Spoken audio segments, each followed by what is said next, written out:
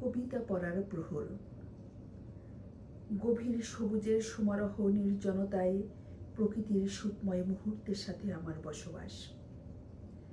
জীবনের ছোট ছোট গল্পগুলোকে আজ কবিতার পাতায় মুড়িয়ে রাখবো নিজের মতো করে। কেন জানি আজ চেনা সময়গুলোকে বড় অচেনা লাগছে। মনের আকাশে জুড়ে মেঘের আনাগোনা দেখা যাচ্ছে, তারপরও মনে হচ্ছে কবিতা পড়ার শ্রেষ্ঠ সময় এটা। চারিদিকে নিস্তব্ধতা, সন্ধ্যার কাছাকাছি সময়, অঝোর ধারায় ঝরছে বৃষ্টি। সামনে একটু এগিয়ে গেলে দেখা পাবো নানান কাছে ঘেরাও করা মনমহুয়ার বন। কত কথা ভাবছি মনে মনে, ভাবতে ভাবতে চেনা পথটাই যেন বড় অচেনা লাগছে। খুব একা একা লাগছে। চারিদিকে বইছে বিরহের বাতাস।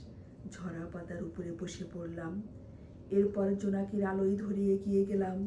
আলো আঁধারের মাঝে অদূরেই দেখা যাচ্ছে ফিরে যাওয়া পাখিদের পালা।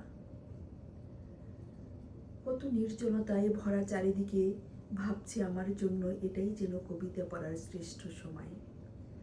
কত কথা ভেবে পিছনে ফিরে তাকালাম।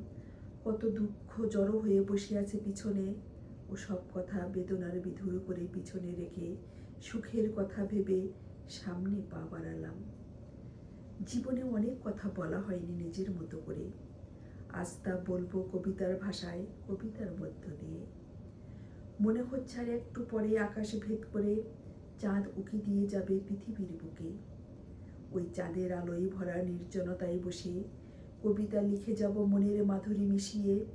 এরপর প্রকৃতির অপরূপ দৃশ্যের মধ্য দিয়ে চাঁদ মাখা রাতের নির্জনে বের করে নেব কবিতা পড়ার প্রহরখানি।